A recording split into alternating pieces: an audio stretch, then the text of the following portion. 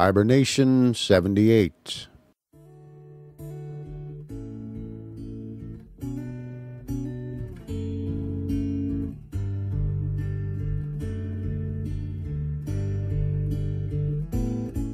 Grizzly's Growls presents Stories from the Hiber-Nation.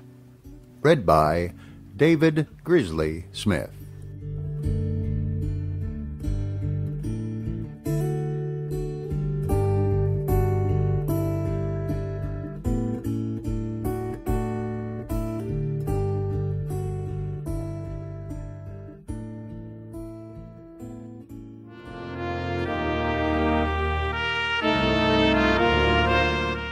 Heretics by G.K. Chesterton. Read by David Grizzly Smith.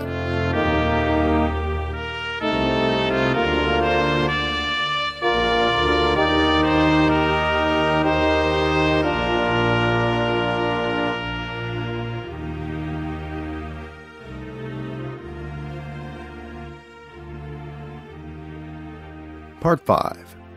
Mr. H.G. Wells and the Giants. We ought to see far enough into a hypocrite to see even his sincerity. We ought to be interested in that darkest and most real part of a man in which dwell not the vices that he does not display, but the virtues that he cannot. And the more we approach the problems of human history with this keen and piercing charity, the smaller and smaller space we shall allow to pure hypocrisy of any kind. The hypocrites shall not deceive us into thinking them saints, but neither shall they deceive us into thinking them hypocrites. And an increasing number of cases will crowd into our field of inquiry, cases in which there is really no question of hypocrisy at all, cases in which people were so ingenuous that they seemed absurd, and so absurd that they seemed disingenuous. There is one striking instance of an unfair charge of hypocrisy. It is always urged against the religious in the past as a point of inconsistency and duplicity that they combined a profession of almost crawling humility with a keen struggle for earthly success and considerable triumph in attaining it. It is felt as a piece of humbug that a man should be very punctilious in calling himself a miserable sinner, and also very punctilious in calling himself the King of France. But the truth is that there is no more conscious inconsistency between the humility of a Christian and the rapacity of a Christian than there is between the humility of a lover and the rapacity of a lover. The truth is, there are no things for which men will make such Herculean efforts as the things of which they know they are unworthy. There never was a man in love who did not declare that if he strained every nerve to breaking he was going to have his desire. And there never was a man in love who did not declare also that he ought not to have it. The whole secret of the practical success of Christendom lies in the Christian humility, however imperfectly fulfilled. For with the removal of all question of merit or payment, the soul is suddenly released for incredible voyages. If we ask a sane man how much he merits, his mind shrinks instinctively and instantaneously. It is doubtful whether he merits 6 feet of earth. But if you ask him what he can conquer the stars. Thus comes the thing called romance, a purely Christian product. A man cannot deserve adventures. He cannot earn dragons and hippogriffs. The medieval Europe, which asserted humility, gained romance. The civilization which gained romance has gained the habitable globe. How different the pagan and stoical feeling was from this has been admirably expressed in a famous quotation. Addison makes the great Stoic say, "'Tis not in mortals to command success, but we'll do more, Sempronius. We'll deserve it." But the spirit of romance and Christendom, the spirit which is in every lover, the spirit which has bestridden the earth with European adventure, is quite opposite. 'Tis not in mortals to deserve success, but we'll do more, Sempronius. We'll obtain it. And this gay humility, this holding of ourselves lightly and yet ready for an infinity of unmerited triumphs, this secret is so simple that everyone has supposed that it must be something quite sinister and mysterious. Humility is so practical a virtue that men think it must be a vice. Humility is so successful that it is mistaken for pride. It is mistaken for it all the more easily because it generally goes with a certain simple love of splendor, which amounts to vanity. Humility will always, by preference, go clad in scarlet and gold. Pride is that which refuses to let gold and scarlet impress it or please it too much. In a word, the failure of this virtue actually lies in its success. It is too successful as an investment to be believed in as a virtue. Humility is not merely too good for this world, it is too practical for this world. I had almost said it is too worldly for this world. The instance most quoted in our day is the thing called the humility of the man of science, and certainly it is a good instance, as well as a modern one. Men find it extremely difficult to believe that a man who was obviously uprooting mountains and dividing seas, tearing down temples and stretching out hands to the stars, is really a quiet old gentleman who only asks to be allowed to indulge his harmless old hobby and follow his harmless old nose. When a man splits a grain of sand and the universe is turned upside down in consequence, it is difficult to realize that to the man who did it, the splitting of the grain is the great affair, and the capsizing of the cosmos quite a small one. It is hard to enter into the feelings of a man who regards a new heaven and a new earth in the light of a byproduct. But undoubtedly it was to this almost eerie innocence of the intellect that the great men of the great scientific period, which now appears to be closing, owed their enormous power and triumph. If they had brought the heavens down like a house of cards, their plea was not even that they had done it on principle. Their quite unanswerable plea was that they had done it by accident. Whenever there was in them the least touch of pride in what they had done, there was a good ground for attacking them. But so long as they were wholly humble, they were wholly victorious. There were possible answers to Huxley.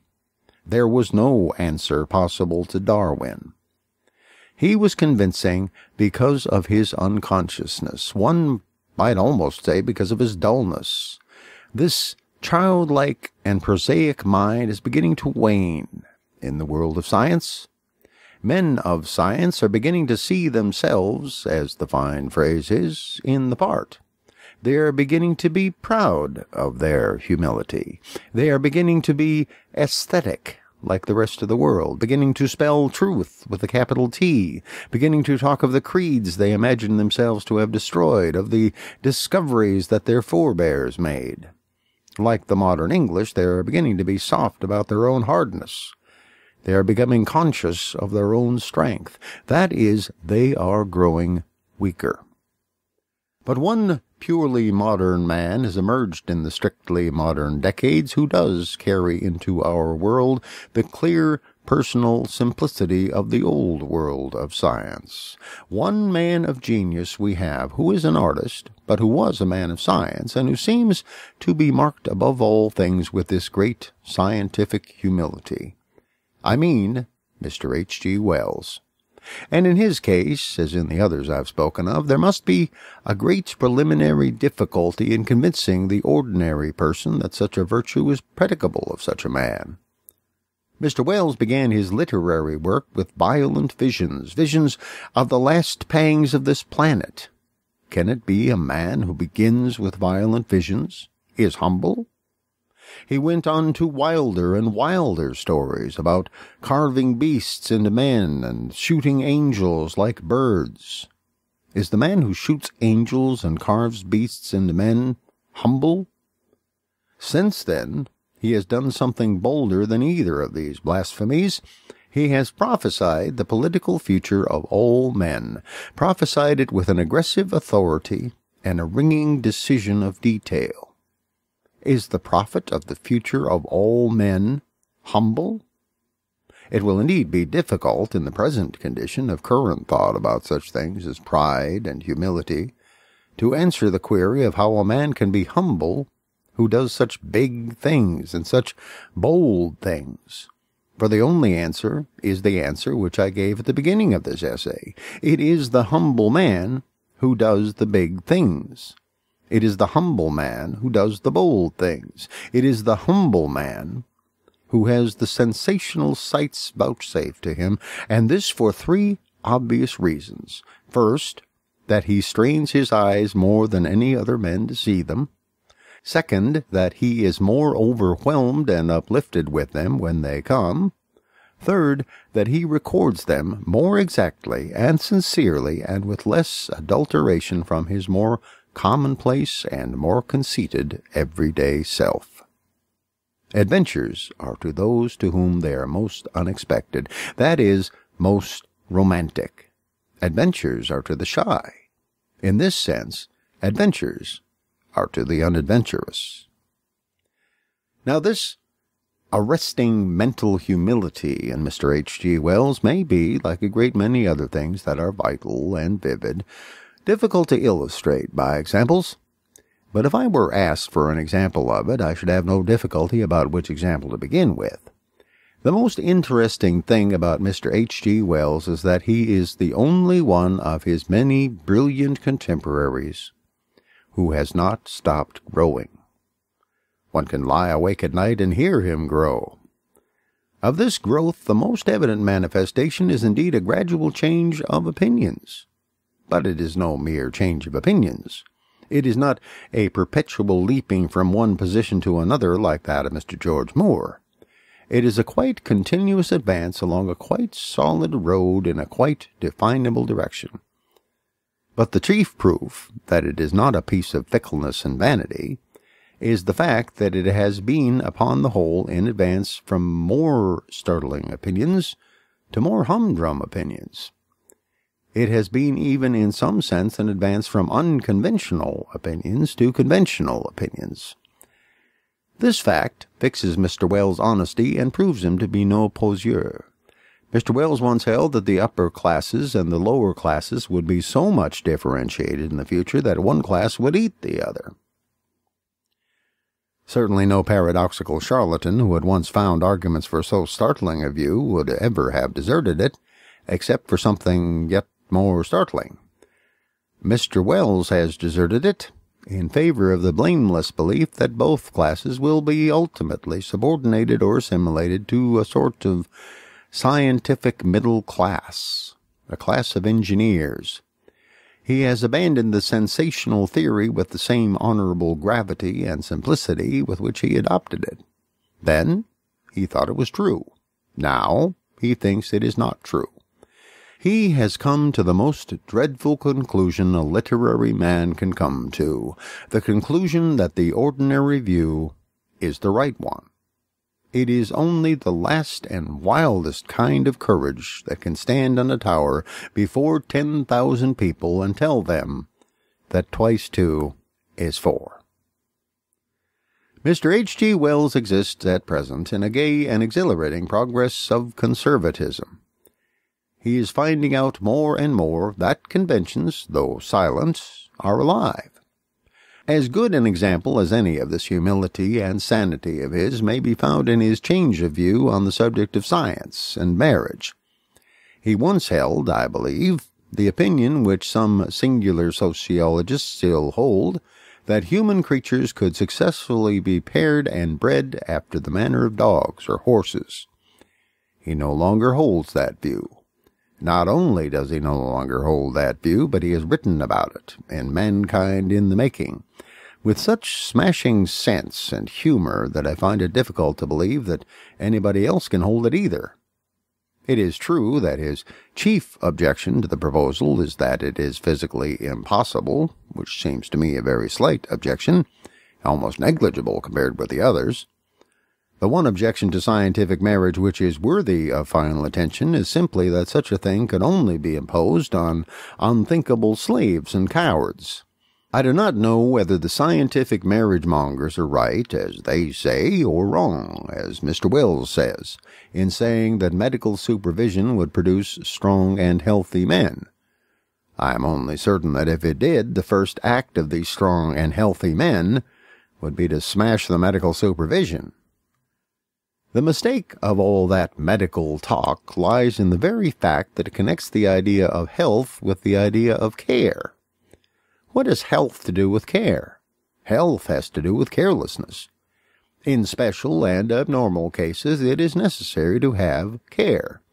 When we are peculiarly unhealthy, it may be necessary to be careful in order to be healthy. But even then, we are only trying to be healthy in order to be careless. If we are doctors, we are speaking to exceptionally sick men, and they ought to be told to be careful. But when we are sociologists, we are addressing the normal man. We are addressing humanity. And humanity ought to be told to be recklessness itself. For all the fundamental functions of a healthy man ought emphatically to be performed with pleasure and for pleasure. They emphatically ought not to be performed with precaution or for precaution. A man ought to eat because he has a good appetite to satisfy, and emphatically not because he has a body to sustain.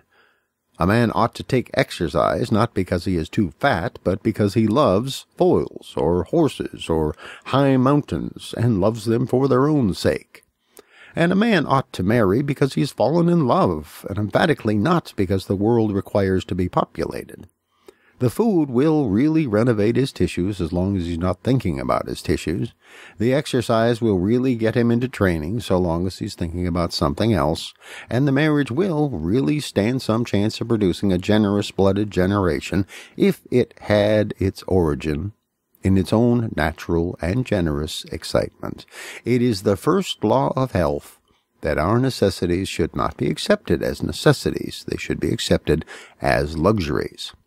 Let us, then, be careful about the small things, such as a scratch or a slight illness, or anything that can be managed with care. But in the name of all sanity, let us be careless about the important things, such as marriage, or the fountain of our very life will fail. Mr. Wells, however, is not quite clear enough of the narrower scientific outlook to see that there are some things which actually ought not to be scientific. He is still slightly affected with the great scientific fallacy. I mean, the habit of beginning not with the human soul, which is the first thing a man learns about, but with some such thing as protoplasm, which is about the last. The one defect in his splendid mental equipment is that he does not sufficiently allow for the stuff or material of men. In his New Utopia, he says, for instance, that a chief point of the utopia will be a disbelief in original sin. If he had begun with the human soul, that is, if he had begun on himself, he would have found original sin almost the first thing to be believed in. He would have found, to put the matter shortly, that a permanent possibility of selfishness arises from the mere fact of having a self, and not from any accidents of education or ill treatments. And the weakness of all utopias is this, that they take the greatest difficulty of man and assume it to be overcome, and then give an elaborate account of the overcoming of the smaller ones. They first assume that no man will want more than his share, and then are very ingenious in explaining whether his share will be delivered by motor car or balloon. And an even stronger example of Mr. Wells' indifference to the human psychology can be found in his cosmopolitanism, the abolition in his utopia of all patriotic boundaries. He says, in his innocent way, that utopia must be a world state, or else people might make war on it. It does not seem to occur to him that, for a good many of us, if it were a world state, we should still make war on it, to the end of the world. For if we admit that there must be varieties in art or opinion, what sense is there in thinking there will not be varieties in government? The fact is very simple. Unless you are going deliberately to prevent a thing being good, you cannot prevent it being worth fighting for. It is impossible to prevent a possible conflict of civilizations because it is impossible to prevent a possible conflict between ideals. If there were no longer our modern strife between nations, there would only be a strife between utopias. For the highest thing does not tend to union only. The highest thing tends also to differentiation. You can often get men to fight for the union, but you can never prevent them from fighting also for the differentiation. This variety in the highest thing is the meaning of the fierce patriotism, the fierce nationalism of the great European civilization. It is also, incidentally, the meaning of the doctrine of the Trinity. But I think the main mistake of Mr. Wells' philosophy is a somewhat deeper one that he expresses in a very entertaining manner in the introductory part of the New Utopia. His philosophy, in some sense, amounts to a denial of the possibility of philosophy itself. At least he maintains that there are no secure and reliable ideas upon which we can rest with a final mental satisfaction. It will be both clearer, however, and more amusing to quote Mr. Wells himself. He says, "Nothing endures, nothing is precise and certain, except the mind of a pedant. Being, indeed, there is no being, but a universal becoming of individualities, and Plato turned his back on truth when he turned towards his museum of specific ideals." Mr. Wells says, again, "There is no abiding thing in what we know. We change from weaker to stronger lights, and each more powerful light pierces our hitherto opaque foundations and reveals fresh and different opacities below." Now, when Mr. Wells says things like this, I speak with all respect when I say that he does not observe an evident mental distinction. It cannot be true that there is nothing abiding in what we know. For if that were so, we should not know at all and should not call it knowledge. Our mental state may be very different from that of somebody else some thousands of years back, but it cannot be entirely different, or else we should not be conscious of a difference. Mr. Wells must surely realize the first and simplest of the paradoxes that sit by the springs of truth. He must surely see that the fact of two things being different implies that they are similar. The hare and the tortoise may differ in the quality of swiftness, but they must agree in the quality of motion. The swiftest hare cannot be swifter than an isosceles triangle or the idea of pinkness. When we say the hare moves faster, we say that the tortoise moves. And when we say of a thing that it moves, we say, without need of other words, that there are things that do not move. And even in the act of saying that things change, we say that there is something unchangeable. But certainly the best example of Mr. Wells' fallacy can be found in the example which he himself chooses. It is quite true that we see a dim light, which, compared with a darker thing, is light, but which, compared with a stronger light, is darkness. But the quality of light remains the same thing, or we should not call it a stronger light, or recognize it as such. If the character of light were not fixed in the mind, we should be quite as likely to call a denser shadow a stronger light, or vice versa. If the character of light became even for an instant unfixed, if it became even by a hair's breadth doubtful, if, for example, there crept into our idea of light some vague idea of blueness, then in that flash we have become doubtful whether the new light has more light or less. In brief, the progress may be as varying as a cloud, but the direction must be as rigid as a French road. North and south are relative, in the sense that I am north of Bournemouth and south of Spitzbergen. But if there be any doubt of the position of the North Pole, there is in equal degree a doubt of whether I am south of Spitzbergen at all. The absolute idea of light may be practically unattainable.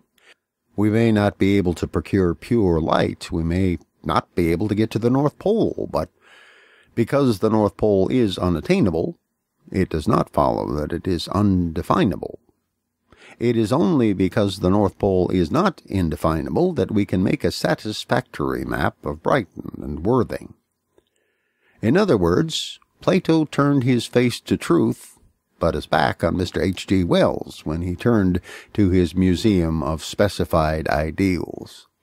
It is precisely here that Plato shows his sense. It is not true that everything changes. The things that change are all the manifest and material things. There is something that does not change, and that is precisely the abstract quality, the invisible idea. Mr. Wells says, truly enough, that a thing which we have seen in one connection as dark we may see in another connection as light, but the thing common to both incidents is the mere idea of light, which we have not seen at all.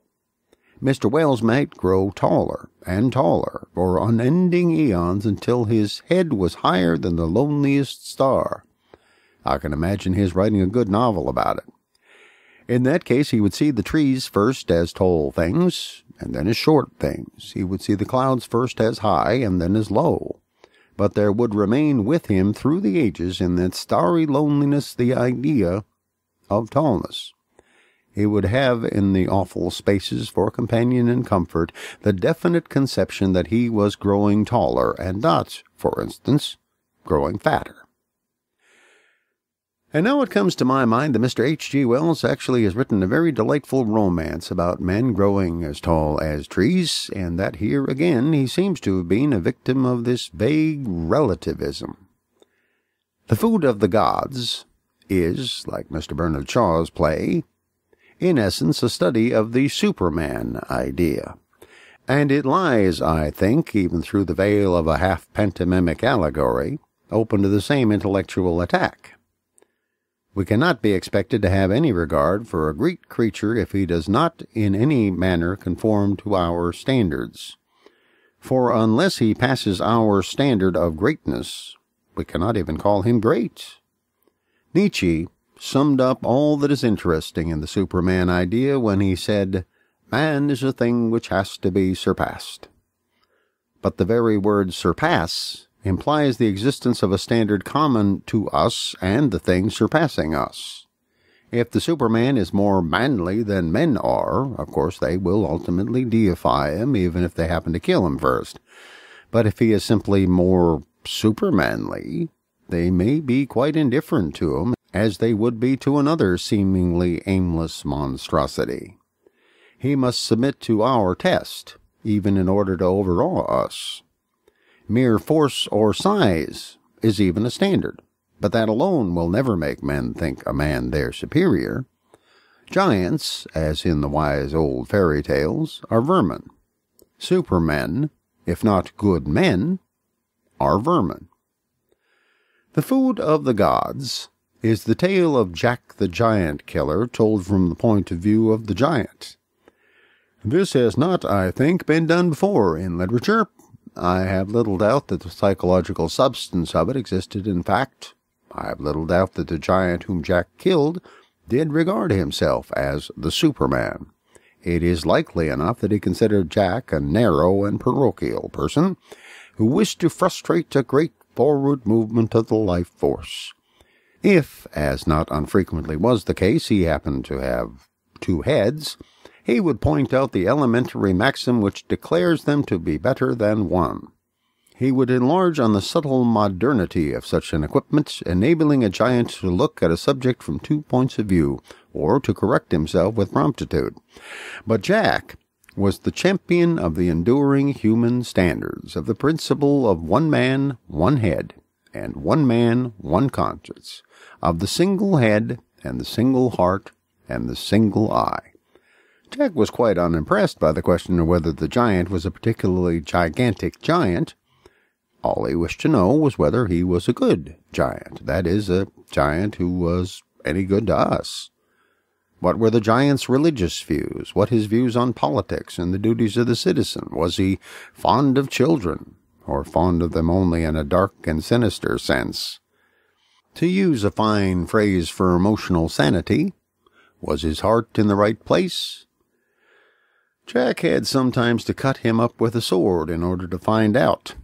The old and correct story of Jack the Giant Killer is simply the whole story of man.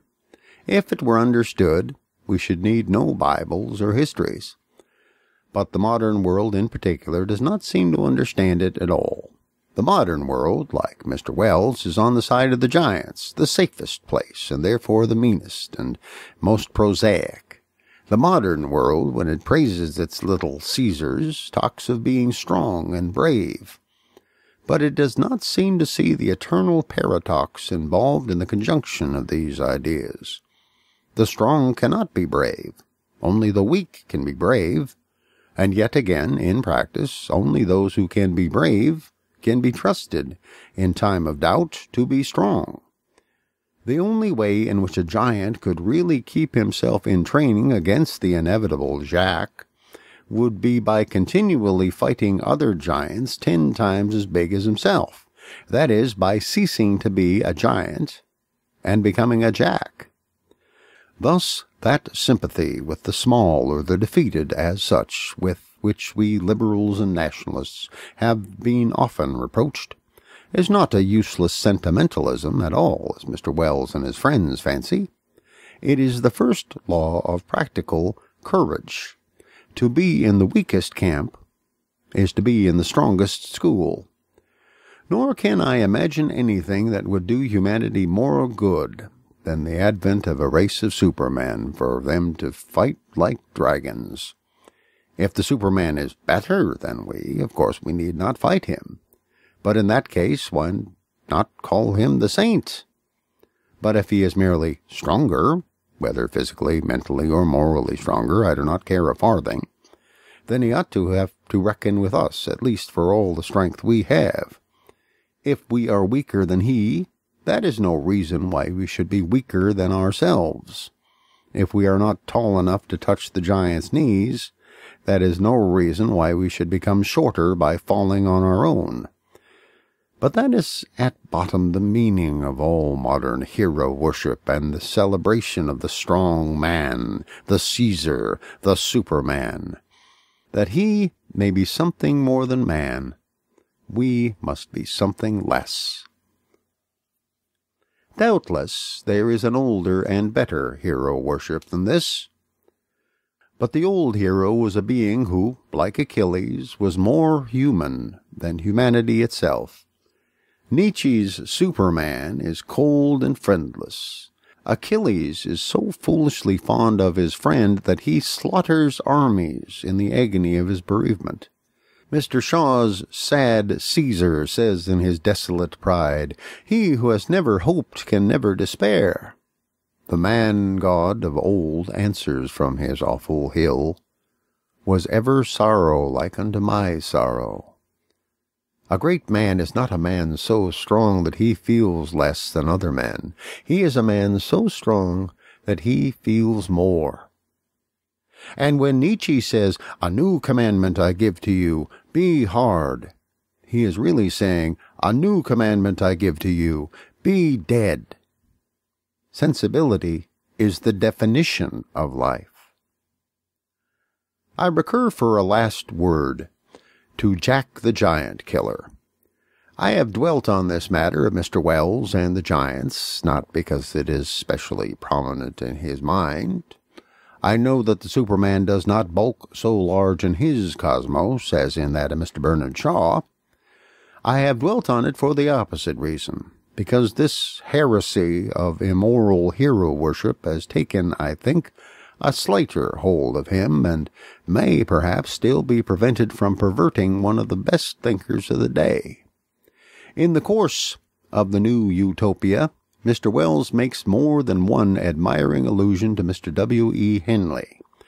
That clever and unhappy man lived in admiration of a vague violence, and was always going back to rude old tales and rude old ballads, to strong and primitive literatures, to find the praise of strength and the justification of tyranny. But he could not find it. It was not there. The primitive literature is shown in the tale of Jack the Giant Killer. The strong old literature is all in praise of the weak. The rude old tales are as tender to minorities as any modern political idealist. The rude old ballads are as sentimentally concerned for the underdog as the Aborigines Protection Society.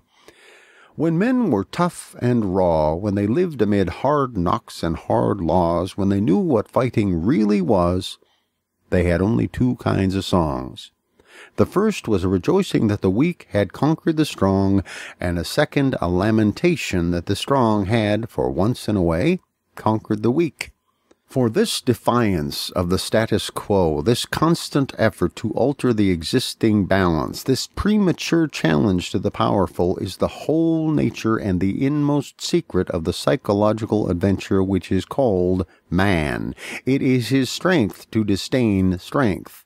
The forlorn hope is not only a real hope, it is the only real hope of mankind. In the coarsest ballads of the greenwood, men are admired most when they defy not only the king, but, what is more to the point, the hero. The moment Robin Hood becomes a sort of Superman, that moment the chivalrous chronicler shows us Robin thrashed by a poor tinker whom he thought to thrust aside. And the chivalrous chronicler makes Robin Hood receive the thrashing in a glow of admiration. This magnanimity is not a product of modern humanitarianism. It is not a product of anything to do with peace. This magnanimity is merely one of the lost arts of war. The Henleyites call for a sturdy and fighting England, and they go back to the fierce old stories of the sturdy and fighting English. And the thing that they find written across that fierce old literature everywhere is the policy of Majuba.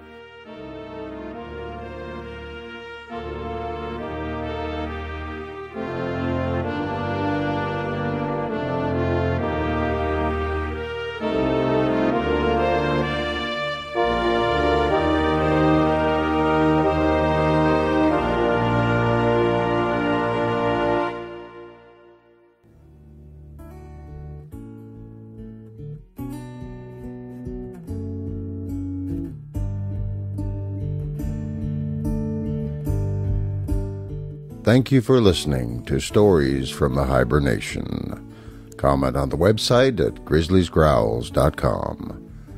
This program is offered under a Creative Commons Attribution, Non-Commercial, No Derivatives license.